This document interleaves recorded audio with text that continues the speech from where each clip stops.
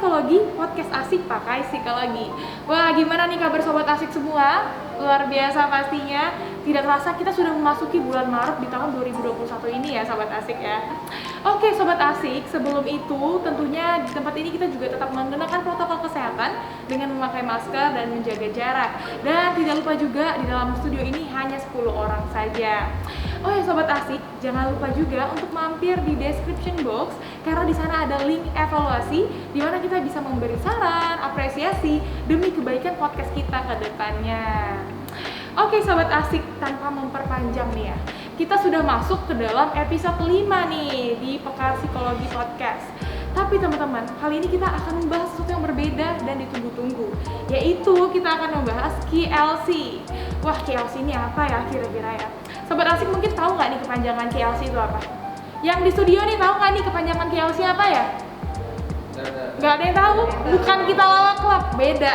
KLC itu, jadi sobat asik, KLC itu adalah Quarter Life Crisis. Krisisnya harus di krisis gitu ya, karena kita akan membahas topik yang luar biasa. Tapi sebelum itu, seperti kata pepatah, tak kenal maka tak sayang maka tak cinta. Izinkan saya memperkenalkan diri terlebih dahulu. Nama saya Tabita Nema yang akan jadi host beberapa menit ke depan di podcast kali ini. Nah, membahas KLC tentu seorang Bita nggak sendirian. Bita ditemani oleh narasumber kita yang luar biasa, seorang dosen Fakultas Psikologi juga, yang pasti dosennya Bita nih teman-teman. Dan narasumber kita juga ahli nih di bidangnya, yaitu seorang psikolog juga di biro psikologi. Langsung aja nih kita sambut ya sobat asik. Ini dia narasumber kita kali ini, Ibu Eli. Selamat pagi Ibu. Pagi. Gimana kabarnya Bu? Luar biasa. Luar biasa ya Bu. Biasanya nih sobat asik kita lihat Bu Eli nih di Zoom aja. Bahas psikodiagnostik nih alat ukur. Tadi pagi barusan sobat asik. Barusan mendengarkan materi. Begitu ya Bu. Sehat ya Bu. Udah sarapan Bu? Sudah Sarapan. Luar biasa sobat asik juga jangan lupa sarapan ya. Oke Bu, tadi kita udah sounding nih ke sobat asik, kita akan bahas KLC Bu. Ya. Itu quarter life crisis. Ya. Nah, Bita sebagai orang awam nih ya, sebagai sobat asik juga, mendefinisikan KLC ini seperti ibaratnya di masa usia Bita nih yang 20 tahun ke atas, merasa bingung akan tujuan hidup Bita ini sebenarnya apa sih? Atau sobat asik juga berpikir seperti itu. Nah Bu, KLC yang sebenarnya itu apa sih Bu? Quarter life crisis gitu ya. Ketika kita berbicara mengenai krisis pada usia-usia ini usianya terjadi pada usia berapa sih gitu ya?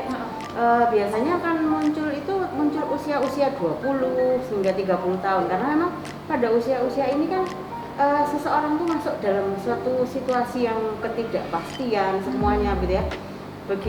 Ketika dulu misalnya kita usia-usia sekolah gitu, sekolah SD selesai SMP masuk, SMP selesai SMA masuk, SMA selesai perkuliahan ya. Tapi begitu selesai kuliah apa? Kemana gitu? Gitu ya. Begitu banyak hal-hal yang baru, kita masuk dalam situasi yang tidak uncertain situation gitu ya. Jadi situasi-situasi yang tidak pasti buat kita. Kemudian juga pasti kan ada pressure sosial juga, pressure dari orang-orang di sekitar kita. Sudah lulus ya, mau kerja di mana? Gitu ya. Sudah kerja belum? Kapan nikah? Gitu ya. Oke, nah itu memang banyak hal yang berubah dalam hidup seseorang itu ketika memasuki usia-usia 20 tahunan gitu ya. Ketika mereka masuk di usia-usia emerging adulthood ini, benar-benar situasi ini menjadi sangat tidak tentu begitu kita. Gitu. Jadi ya semua orang pasti akan masuk di usia 20-30 begitu ya. Pada usia ini itu mulai aku mau kemana ya, aku harus apa ya, perasaan-perasaan takut itu mulai muncul gitu. Benar Bu. Nah ini sobat asik relate banget ya, bisa merasakannya dan mungkin sobat asik juga merasakannya. Nah menggarisbawahi emerging adult tadi Bu. Nah ini ada kasus Bu dari sobat asik yang sudah mengisi link Google gitu ya. Nah jadi ada kasus di mana seseorang ini dia sudah masuk ke Fakultas Psikologi Bu. Tetapi dia merasa kayaknya ini aku bukan di jurusan saya nih. Tapi apakah saya harus keluar, ini sudah terlambat? Nah itu bagaimana Bu? Apakah memang KLC ini di masa seperti ini tuh kita benar-benar buntu gitu? Nah masa-masa ini itu kan sebenarnya masa mencari identitas diri aku seperti apa, kemudian apa yang akan aku lakukan, benarkah apa yang sudah aku lakukan ini begitu ya. Jadi memang kesannya itu sangat berusaha melakukan evaluasi terhadap diri gitu. Nah itu tadi mungkin salah satu temannya Dita menyatakan bahwa apa aku benar-benar cocok di sini ya. Nah ini hal-hal seperti ini mungkin bisa saja muncul gitu. Bahkan ketika sudah selesai dengan perkuliahan pun juga, aku sudah kuliah 4 tahun nih, 3,5 tahun, 4 tahun. Apa benar ya jurusan yang aku ambil ini? Nah ini, itu pertanyaan-pertanyaan itu mungkin saja muncul gitu ya. Karena apa? Ya ini tadi, seseorang ketika masuk dalam situasi krisis dia merasa bahwa benar nggak ya apa yang aku lakukan ini? Gitu. Berarti Bu, kalau usianya nih Bu, rentangnya 20 sampai berapa tahun? Biasanya akan muncul di 20-30 tahunan gitu ya. Jadi rentangannya akan di situ. Jadi nggak pasti yang begitu saya masuk umur 20 lalu saya mengalami ini begitu, enggak seperti itu juga gitu. Jadi itu mungkin saja bisa terjadi di usia 21, 22 begitu ya. Nah, itu yang terjadi sih pada kondisi ini. Nah Bu, mungkin Sobat Asik ingin tahu apakah nih setiap individu akan masuk ke dalam KLC ini atau memang tidak semuanya? Oke. Turning dari 19 menjadi 20 dan seterusnya itu pasti gitu ya. Tetapi apakah semua orang mengalami krisis ini? Nah, sebenarnya mungkin seseorang itu masuk di dalam krisis ini, tetapi kita akan bisa melihat sebenarnya nggak semua orang itu dengan tingkat yang apa istilahnya, mungkin kalau saya mengistilahkan itu tingkat krisisnya itu tinggi sekali gitu ya. Ada orang-orang tertentu yang menganggap itu sebagai suatu ini mungkin saatnya evaluasi begitu ya. Terus kemudian apa nih yang bisa aku lakukan gitu, lalu mereka bisa kembali lagi. Terus ada juga orang-orang yang mungkin bisa berlama-lama di sana begitu.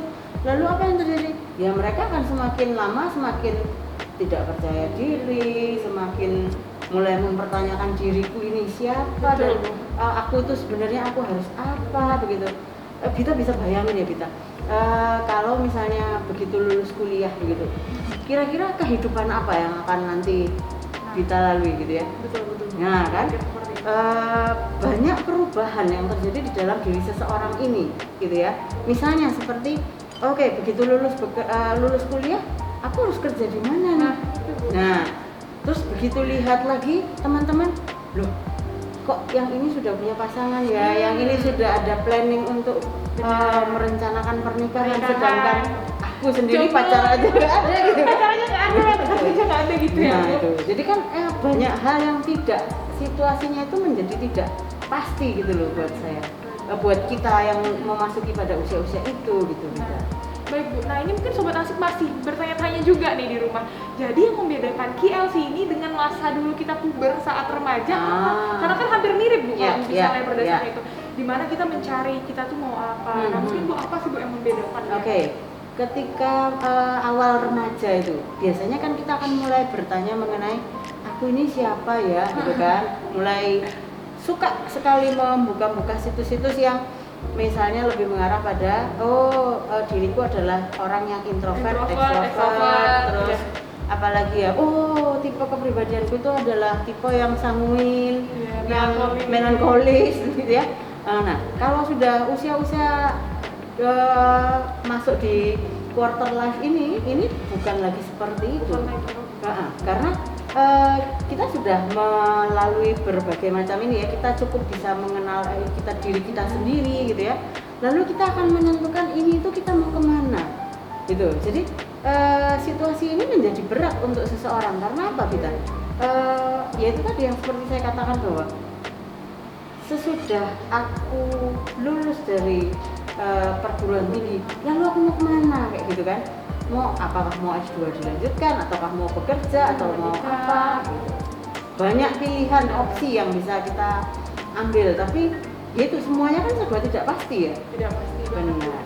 Nah jadi nih Sobat Asik ibaratnya mau dibawa kemana nih diri kita ya.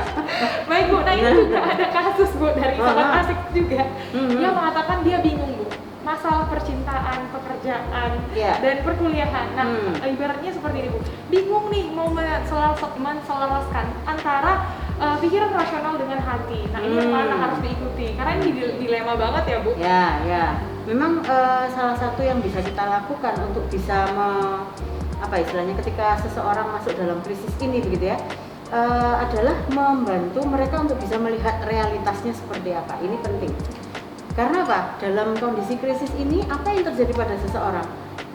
Mungkin ini sama dengan apa ya, Bit, yang kemarin itu pernah saya ada kasus begitu ya, terkait dengan kondisi ini juga. Seseorang yang sudah lulus kuliah tapi belum bekerja dalam kondisi pandemi ini, bayangkan. Kondisi pandemi seperti ini kan ya tidak gampang mau cari pekerjaan. Nah itu kan suatu hal yang di luar kontrol kita ya. Nah dalam kasus yang kemarin itu kami sempat berdiskusi gitu. Dia mulai mempertanyakan, apa benar ya aku tuh bisa menghadapi dunia kerja? Apa benar ya aku itu punya kemampuan-kemampuan lebih? Jadi ada perasaan-perasaan seperti itu. Kepercayaan diri sudah mulai semakin menurun dalam kondisi seperti ini. Covid lagi ya, pandemi-pandemi seperti ini, support yang dari teman-teman itu dulu ada mungkin sudah nggak ada lagi, gitu ya. Dia semakin menarik diri, mulai mempertanyakan, apakah benar ya aku ini bisa menghadapi dunia kerja? Apalagi kalau orang lamar kerja apa kita? Ngelamar satu belum tentu dipanggil, ngelamar lain lagi, yang lain apa? Sudah melalui proses wawancara, sudah tes. Loh kok nggak ada panggilan selanjutnya ya? Jangan-jangan memang aku ini memang nggak bisa gitu. Jadi ada kepercayaan diri yang semakin lama semakin turun gitu ya. Nah kalau sudah seperti ini, kita harus coba membantu dia menunjukkan realitanya seperti apa gitu. Nah dalam kondisi seperti ini, waktu kemarin saya sempat berdiskusi dengan dia. Ternyata yang terjadi dengan si seseorang ini begitu ya, yang masuk usia 20-30an ini, ternyata dia tuh aktif di organisasi loh. Kemudian berhasil loh melakukan satu program hingga tuntas. Ada prestasi-prestasi lain loh yang dia capai gitu ya. Nah, ini seolah-olah itu kayak anak ini tuh lupa gitu, remaja ini lupa bahwa bukan remaja ya, dewasa awal ini ya. Dewasa awal ini kayak lupa begitu bahwa aku loh sudah pernah melalui prestasi-prestasi ini gitu. Sehingga kita juga harus membantu dia untuk lihat realitanya gimana gitu kan. Kamu loh pernah berhasil ini. Benar-benar. Gitu. Oke, jadi ini sahabat asik, kembali lagi yang seperti Bu Eli bilang tadi, melihat realita, lihat kenyataan. Nah Bu, di masa pandemi COVID-19 ini, semuanya berlomba-lomba melalui media sosial. Nah ini kita menghubungkannya Bu, apakah media sosial ini sebagai salah satu sumber membuatnya seseorang tuh berada di dalam situasi ini? Benar. Sharing dari tadi salah seorang yang bercerita pada saya itu ya, dia mulai merasa semakin tertekan ketika melihat sosial media dari teman-temannya.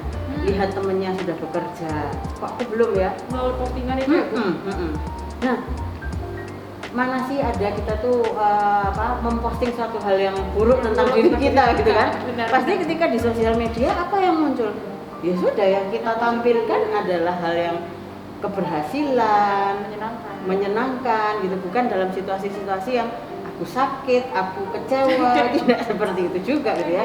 Mostly kan akan lebih ke arah-arah yang begitu gitu ya. Nah ternyata itu menimbulkan pressure tersendiri buat dia gitu. Jadi memang sangat-sangat apa ya, sosial media ini menjadi salah satu peer pressure juga ya buat kita gitu ya. Nah Bu, sobat asik nih kayaknya relate banget nih di aku, dan teman-teman yang di studio nih pada kayak, oh ini aku banget nih. Ya benar banget ya sobat asik ya. Karena sosial media nih bisa jadi yang positif untuk kita, bisa jadi yang negatif. Nah Bu, Bita juga mau sharing nih Bu terkait yang Ibu bilang tadi. Nah Bita nih biasa kan sering upload konten yang ibaratnya produktivitas kan. Aku produktif apa ya di hari ini. Nah Bu, teman-teman Bita ini ada berbagai macam nih yang membalas story-nya Bita. Ada yang berkata seperti ini, wah makasih ya Bit sering-sering buat kontennya biar aku makin produktif. Satu sisi Bu ada yang bilang ini, Bit stop jadi sempurna, gue insecure liat lo gitu. Nah kayak gitu. Jadi hal-hal yang dikhawatirkan itu Bu, mereka merasa kayak, duh stop deh kayak gitu. Benar. Karena kita nggak tahu ya dalam situasi apa seseorang ini, dalam kondisi situasi seperti apa dia saat ini gitu ya. Ketika dia melihat postingannya Bita dengan segala achievement yang mungkin dia merasa bahwa kok achievementnya luar biasa ya, sedangkan aku ngapain nih, aku nggak ngapa-ngapain, aku juga kok nggak gitu juga gitu. Nah ini padahal kan kita kan setiap manusia punya perbedaan individual gitu ya. Jadi yang Mungkin yang pinter bikin konten, bikin apa ya akan sangat, ya kelihatannya mungkin akan sangat sempurna begitu ya, tapi ya belum tentu orang-orang yang tidak bisa membuat konten itu juga tidak bahagia hidupnya begitu. Nah, jadi ini berkaitan juga dengan personality seorang itu juga. Benar. Bagaimana dia menanggapi, apakah dia mau bangkit atau dia stay di tempat aja. Iya, benar. Jadi personality juga mempengaruhi ya? Benar, kalau begitu memang kita akan coba melihat ya, ada beberapa personality tertentu itu yang semakin ketika dia masuk dalam krisis itu merasanya terus semakin terpuruk gitu ya. Ada juga beberapa personality yang merasa bahwa oh ini challenge, bahwa aku harus ini adalah masuk dalam krisis, aku melakukan evaluasi diri, lalu aku harus apa gitu. Nah ini memang akan sangat terkait dengan apa istilahnya, mungkin respon kita kan juga dipengaruhi dari kepribadian, dari problem solving kita juga. Jadi memang banyak hal yang membantu kita tuh untuk bisa keluar dari situasi itu. Nah, Ibu kan banyak menangani kasus-kasus Bu, teman-teman yang mungkin berada di KLC saat ini. Nah, Bu, mungkin ada yang bisa di-sharing ke teman-teman Sobat Asik semua, langkah apa sih yang harus kita lakukan ketika kita berada di KLC ini? Oke. Nah, kita ketika misalnya kita berada di dalam suatu krisis gitu ya. Namanya suatu krisis itu kan pasti berat gitu ya. Nah, kita mulai mempertanyakan diri kita siapa, mulai membandingkan diri kita dengan orang lain juga gitu. Nah, hal-hal ini yang akhirnya membuat kita masuk di dalam krisis itu. Maka yang bisa kita lakukan adalah ketika kita sudah sadar bahwa oh iya ya, diri saya sendiri itu masuk loh dalam krisis ini begitu ya. Maka apa yang terjadi? Kita harus berusaha untuk menolong diri kita sendiri untuk keluar. Itu yang pertama. Tetapi ketika kita sadar bahwa kita sudah mencoba tapi tidak berhasil, jangan sungkan untuk meminta bantuan dari orang-orang terdekat. Orang-orang terdekat siapa? Biasanya kalau sudah di masa-masa 20-30an gini beda situasinya gitu ya. Dulu mungkin ketika kuliah ada teman, ada tempat ini ngobrol gitu ya. Tapi begitu sudah masuk di usia ini, sudah bekerja, sudah ini kehidupan menjadi berbeda gitu kan. Ya, support yang paling ini memang keluarga, support yang paling dekat, yang paling mudah didapatkan gitu. Berarti keluarga dan dukungan dari sekitar ya Bu. Ya. Nah Bu, jadi misal Ibu mempunyai kasus nih sama yang datang ke Ibu gitu. Lalu adakah langkah yang maksudnya misal dengan cara dia harus bersyukur dan lain-lain? Nah biasanya sih saya akan membantu mereka ketika mereka sudah dalam kondisi krisis itu kan sudah mereka susah untuk melihat realitasnya apa begitu ya. Jadi sehingga kita perlu membantu mereka melihat realitasnya seperti apa gitu. Kemudian biasanya yang saya lakukan adalah meminta mereka untuk membuat list apa saja sih yang keberhasilan yang pernah mereka lalui. Bahkan terkadang ya teman-teman yang ketika masuk dalam situasi krisis begini sudah lulus S1 itu kan mestinya prestasi ya. Iya, benar. Nah, tapi karena dia kepercayaan dirinya turun, maka dia tidak menganggap bahwa lulus S1 itu prestasi dia loh lupa, gitu. ya? Iya benar. Nah, itu. Jadi kan hal-hal seperti itu perlu diingatkan lagi gitu ya. Nah, ketika diingatkan lagi dia sudah mulai menyadari bahwa oh iya ya benar, ternyata aku sudah melakukan banyak hal di dalam kehidupanku yang bisa membantu aku untuk berkembang gitu ya nantinya. Jadi istilahnya aku punya modal itu. Nah itu. Kemudian saya juga bisa biasanya kalau dengan kepercayaan diri yang begini, saya biasanya meminta mereka untuk mengambil kertas kecil itu ya, kayak post-it gitu yang mungkin bisa mereka tempel di ini. Saya meminta biasanya mereka untuk menemukan satu kebaikan yang mereka lakukan hari itu. Di akhir hari dia bisa tulis itu, kemudian ditempel. Sebulan kita sudah dapat 30 gitu ya. Dan kita akan menyadari bahwa oh iya ternyata banyak hal-hal yang kebaikan-kebaikan yang aku lakukan, kebaikan yang ada di dalam diriku, sehingga ini lama-lama akan meningkatkan kepercayaan diri. Nah, benar banget ya Sobat Asik, lihat dulu realita di sekitar kita. Nah mungkin ini relate banget ya, kita juga mau sharing ke teman-teman. Nah mungkin teman-teman ini ada yang semester 1 mungkin di Fakultas Psikologi pernah menulis gratitude journal, pernah. Nah ada yang mungkin lanjut sampai sekarang. Nah Bita mau sharing nih, bener banget kata Bu Eli tadi. Sampai sekarang nih Bita nulis hal yang disyukuri, minimal 3 hal Bu Bita tulis. Kalau nggak sempat menulis di note HP. Dari itu membantu mengupgrade diri dalam arti oh ternyata banyak hal loh, potensi, kesempatan-kesempatan yang sudah aku lalui dan akan aku lalui, seperti itu ya. Itu akan membuat kita stay positif ya, maksudnya secara pribadi kita juga akan tetap merasa kita positif, kemudian aura-aura yang kita bangun sendiri pun juga akan positif begitu, dan sehingga membuat kita itu juga ketika dalam situasi krisis itu kan bawaannya negatif terus ya. Nah dengan seperti itu lama-lama nanti kepercayaan dirinya akan tumbuh karena apa? Lingkungannya juga positif, memberi support dari pihak keluarga, kemudian dia sendiri sebagai seseorang yang sudah dewasa begitu ya, sudah mulai oh iya ya aku tuh harus begini gitu, jadi pemahaman tentang diri juga semakin meningkat. Benar. Nah juga nih Bu, ada lagi satu case nih Bu. Kalau tadi kita kan membahasnya dari orang-orang yang merasa dirinya tidak berharga. Ini ada teman Bita yang dia udah luar biasa sekali potensinya Bu, udah nasional ya. Tapi dia kembali lagi Bu jatuh. Nah, jadi ini tidak menutup kemungkinan seseorang yang luar biasa berprestasi tinggi, menginspirasi tapi dia jatuh, maksudnya berada di KLC ini. Benar. Memang krisis itu tidak memandang oh ini orang yang berprestasi atau tidak ya, tetapi itu kan bagian dari evaluasi yang kita lakukan di dalam diri kita sendiri gitu.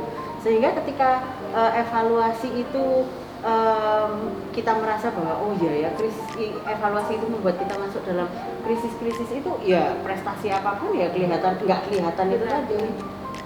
Baik Bu. Nah, Bita juga mau nanya nih, tiba-tiba kepikiran gitu, apakah seseorang yang mungkin di usia Bita misalnya ke 20 berada di KLC, terus nanti di usia 25 tahun tiba-tiba Bita merasa lagi Bu berada di fase itu, apakah bisa Bu?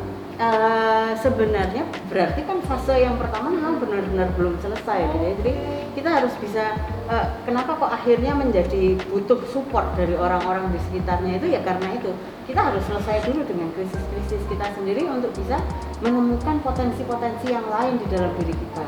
Itu menjadi penting sih. Oke.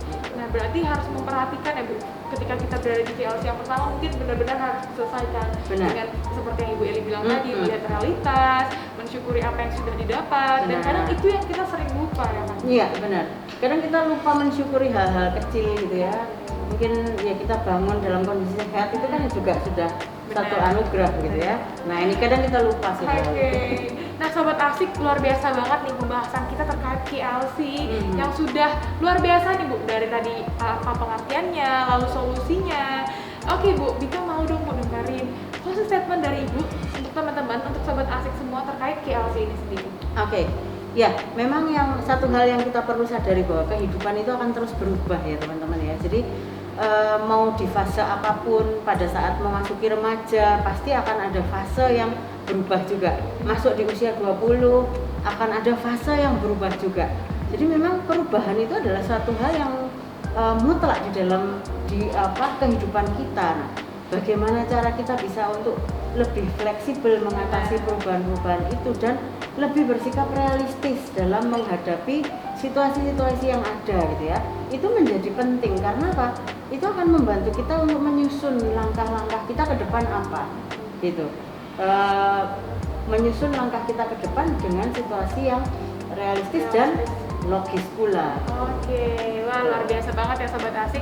Jadi sudah pada mengerti dong ya apa quarter life crisis ini, dan tentu saja kita nggak perlu takut ya Bu untuk masuk ke dalam fase ini karena kita punya potensi yang luar biasa dari diri kita masing-masing. Oke, terima kasih Bu Eli untuk waktunya sudah menjadi narasumber di podcast kita kali ini. Terima kasih Bu Eli. Oke, terima kasih. Dan juga terima kasih untuk teman-teman semua yang sudah mendengarkan podcast episode 5 kali ini. Nah, Bita mohon maaf jika ada kesalahan dalam bertutur kata, dan tentunya untuk Sobat Asik semua jangan lupa ya terus mendengarkan podcast dari Peka Psikologi ini, dan Sobat Asik juga bisa mampir ke description box untuk mengisi link evaluasi di mana teman-teman bisa mengapresiasi, memberi saran, dan lain-lainnya. Oke Sobat Asik, sampai bertemu di next episode. Saya Tabita pamit undur diri. See you and salam psikologi.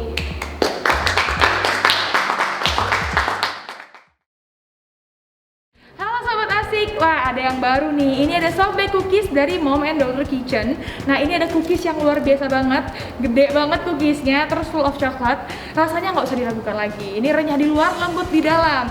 Buat teman-teman yang mau order juga, ini shipping nationwide, jadi bisa ke seluruh Indonesia. Dan teman-teman menunya nggak hanya cookies, ada nasi mentai, siomay, dan lain-lainnya. Dan yang wilayah Surabaya ini available banget di Grab dan GoFood. Pokoknya buat teman-teman yang mau order langsung aja di @mnd_kitchen.